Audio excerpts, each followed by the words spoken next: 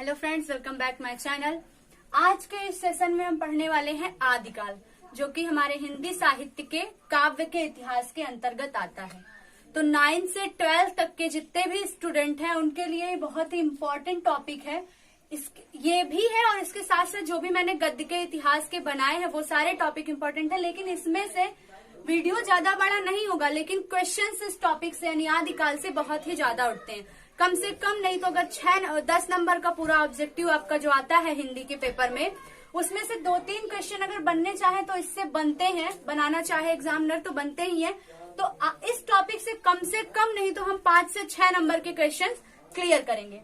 तो इसमें हम जो है इसकी समय सीमा और इसके अन्य नाम, जैसा कि मैंने पिछले वीडियो में बोला था, 2-3 उसमें बताए भी थे, लेकिन कई सारे नाम है, करीबन 6-7 नाम है, अलग अलग विद्वानों ने अपने अनुसार दिए हैं।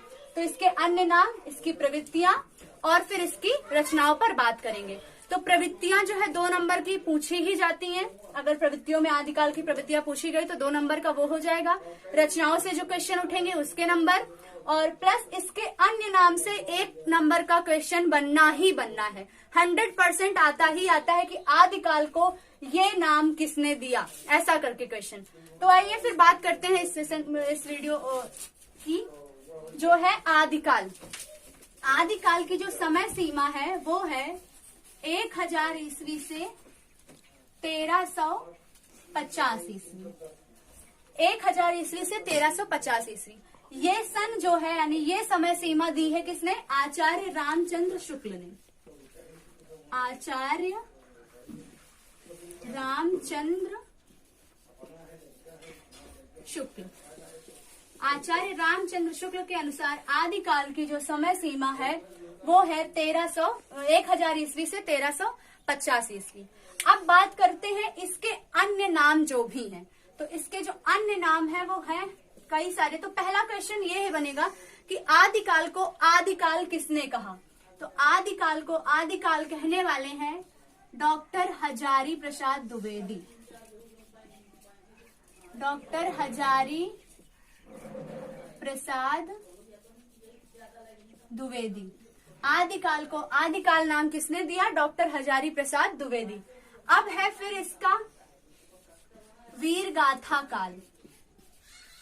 वीर गाथा काल, इसको थोड़ा साइड से लिखते हैं।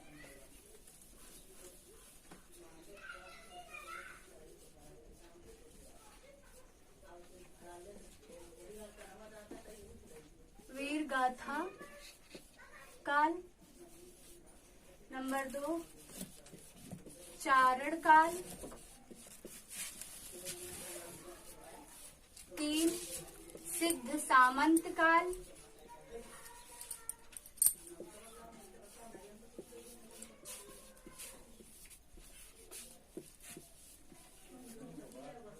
4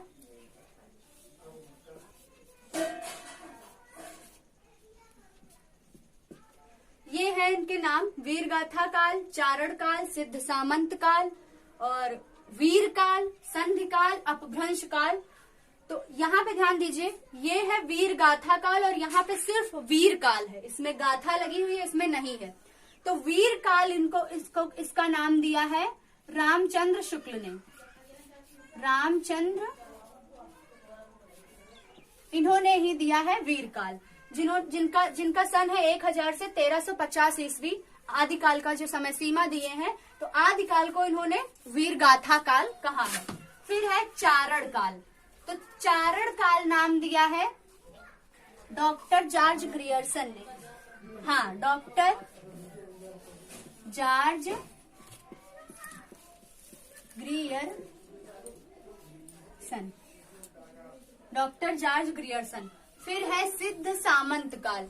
तो सिद्ध सामंत काल इनका नाम जो है दिया है राहुल सांकृत्यायन।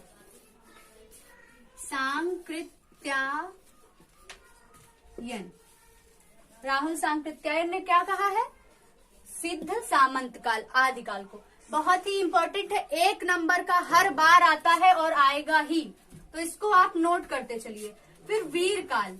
वीर काल कहा है विश्वनाथ प्रसाद मिश्र ने। विश्वनाथ प्रसाद मिश्र। वीरगाथा काल, वीरगाथा काल आचार्य रामचंद्र शुक्ल। और सिर्फ वीर काल कहा है विश्वनाथ प्रसाद मिश्र ने। फिर है संधि काल, तो संधि काल कहा है राम कुमार वर्मा ने। राम कुमार वर्मा। अपभ्रंश काल, अपभ्रंश काल कहा है चंद्रधर शर्मा गुलेरी ने। चंद्रधर शर्मा गुलेरी, गुलेरी इनका उपनाम है, इनको कहा जाता है चंद्रधर शर्मा गुलेरी। तो ये हो गए इसके कुछ अन्य नाम। फिर कह रही हूँ कि 1 नंबर का क्वेश्चन कंफर्म है, आना ही आना है, तो इसे आप नोट कर लीजिए। वीर गाथा काल कहा है आचार्य रामचंद्र शुक्ल ने। सिद्ध सामंत काल राहुल सांकृत्यायन ने। वीर काल विश्वनाथ प्रसाद मिश्र ने। अपभ्रंश काल चंद्रधर शर्मा गुलेरी ने। और जारड़ काल डॉक्टर जॉर्ज ग्रियर्सन ने। एक और है, यहां लिख दे रही हूं, आरंभिक काल। आरंभिक काल कहा है प्रारंभिक काल, प्रारंभिक काल डॉक्टर गणपति चंद्र। प्रारंभिक काल, प्रारंभिक काल किसने कहा है? गणपति चंद्र ने। गणपति चंद्र, डॉक्टर गणपति चंद्र। तो ये हो गए इसके अन्य नाम। अब बात करते हैं इसकी प्रवृत्तियों की।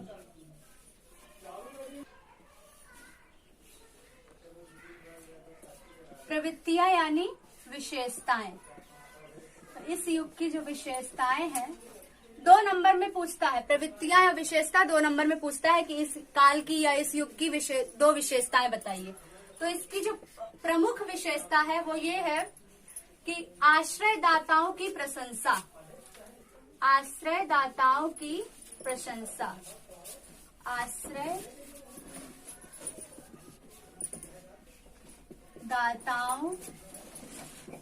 की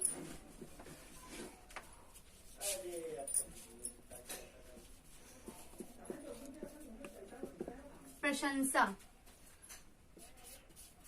नंबर 2 है वीर रस के साथ साथ, वीर रस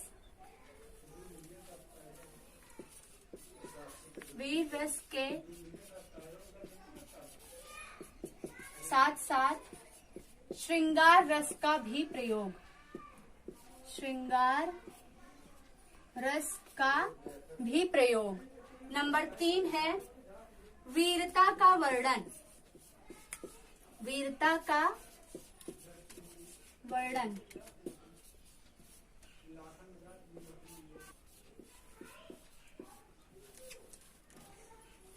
तो ये हो गई इसकी प्रवृत्तियां। आश्रयदाताओं की प्रशंसा, वीर रस के साथ साथ श्रृंगार रस का भी प्रयोग, वीरता का वर्णन, युद्धों के सुंदर और सजीव वर्णन और डिंगल पिंगल भाषाओं का प्रयोग। डिंगल पिंगल एक भाषा है। तो ये जो डिंगल भाषा है ये कैसे बनी है? अपभ्रंश प्लस राजस्थानी भाषा से। अपभ्रंश प्लस राजस्थानी भाषा से मिलकर डिंगल बनी है और पिंगल भाषा बनी है अपभ्रंश प्लस ब्रज भाषा। अपभ्रंश प्लस ब्रज भाषा यानी जिसमें ब्रज भाषा की मात्रा के शब्द ज्यादा है उसमें वो पिंगल है और जिसमें राजस्थानी भाषा ज्यादा मिलती है वो डिंगल है। तो डिंगल पिंगल भाषाओं का प्रयोग अधिकतर आदिकाल में ही हुआ है। इसकी जो प्रमुख विशेषता है वो ये है आश्रयदाताओं की प्रशंसा और युद्धों का सजीव या सुंदर वर्णन। ये सबसे प्रमुख 2 विशेषताएं। तो अगर 2 विशेषता लिखने के लिए आता है तो आप ये दोनों लिखिए, आश्रयदाताओं की प्रशंसा, युद्धों के सुंदर और सजीव वर्णन। अब बात करते हैं इस युग की रचनाओं की, जो प्रमुख रचनाएं हैं जिनसे क्वेश्चन उठते हैं उनकी। तो ये है इसकी कुछ इस काल की कुछ प्रमुख रचनाएं। तो जो आदिकाल की रचनाएं हैं वो 2 रूपों में पाई जाती हैं। पहले ये आप नोट कर लीजिए। एक है प्रबंध काव्य, प्रबंध काव्य, और दूसरा है गीत काव्य। इन दो रूपों में आदिकाल की रचनाएं पाई जाती है। अब ये प्रबंध काव्य क्या है, इसको मैंने इसके पहले वाले वीडियो में समझाया है, तो आप देख लीजिएगा, लिंक में डिस्क्रिप्शन में डाल दूंगी। ये हो गई इनकी इस युग की प्रमुख रचनाएं कुछ।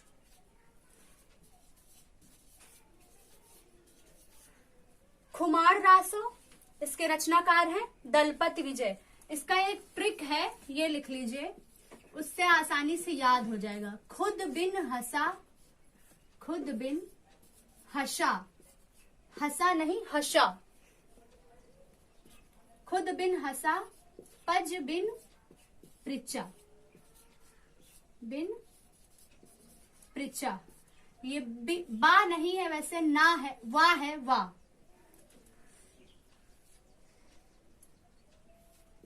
खुद बिन हंसा, पज बिन पृचा। तो इससे कैसे याद करें, ये देखिए। खुद, खु यानी खुमार रासो, और द यानी दलपत विजय। तो खुमार रासो के रचनाकार कौन है? दलपत विजय। फिर है विन, वि से विजय पाल रासो, विजय पाल रासो, जिसके रचनाकार कौन है? नल सिंह, ना से नल सिंह। फिर हसा, हा से हमीर रासो, और शाह से सारंग धर। फिर पज, पज से पा से परमाल रासो, जा से जन कवि जगनिक। इनका नाम है जगनिक। तो इनसे क्वेश्चन उठता है कि जन कवि किसको कहा जाता है? जन कवि किसे कहा जाता है? तो जगनिक को जन कवि कहा जाता है। फिर विन, वीसल देव रासो, और रचनाकार नरपति नाल। फिर पृचा, प्री से पृथ्वीराज रासो, च से चंद्रवरदाई।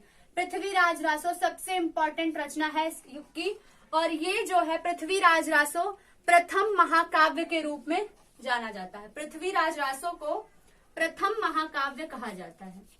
यानी हिंदी साहित्य का प्रथम महाकाव्य कौन सा है? तो वो है पृथ्वीराज रासो, प्रथम महाकाव्य। इसके पहले वाले वीडियो में जब हमने काव्य के बारे में पढ़ा था, उसके प्रकार में, तो उसमें मैंने बताया था कि महाकाव्य क्या होता है। तो लिंक डिस्क्रिप्शन में मिल जाएगी, आप लोग पहले उसको समझ लीजिए ताकि समझ जाएंगे कि महाकाव्य, खंड काव्य सब होते क्या है। तो पृथ्वीराज रासो जो है प्रथम महाकाव्य है, और अयोध्या सिंह उपाध्याय जी की एक रचना है प्रिय प्रवास। ये भी महाकाव्य ही है, प्रथम महाकाव्य ही है, लेकिन ये खड़ी बोली का प्रथम महाकाव्य है। प्रिय प्रवास ये खड़ी बोली का प्रथम महाकाव्य है, और ऐसे जो महाकाव्य है प्रथम, वो है पृथ्वीराज रासो चंद्रवरदाई का। तो इस काल में हमने इसकी समय सीमा, इसके अन्य नाम, प्रवृत्तियां और कुछ प्रमुख रचनाएं पढ़ी। तो आदिकाल की जो समय सीमा है वो 1000 से 1350 ईस्वी, और किसने दिया था? रामचंद्र शुक्ल ने। इसके जो अन्य नाम है, मैंने कई बार कहा है, फिर कह रही हूं लास्ट में, कि अन्य नाम से एक क्वेश्चन आना ही आना है, तो उसे आप अच्छे से तैयार कीजिए। और अन्य नाम का मतलब एक क्वेश्चन तो पक्का बनता ही बनता है। वीर गाथा काल, आदिकाल को वीर गाथा काल किसने कहा? इस टाइप के क्वेश्चन उठाते ही उठाते हैं। और प्रवृत्तियां, 2 नंबर की प्रवृत्तियां, 1 नंबर का अन्य नाम, 1 नंबर की जो है समय सीमा, और फिर एक या 2 नंबर की रचनाएं। इस तरह से ये टॉपिक हमारा पूरा होता है कवर। अब इसके बाद हम पढ़ेंगे भक्ति काल, जो कि थोड़ा बड़ा टॉपिक है। तो बस तब तक के लिए पढ़ते रहिए, हंसते रहिए, मुस्कुराते रहिए।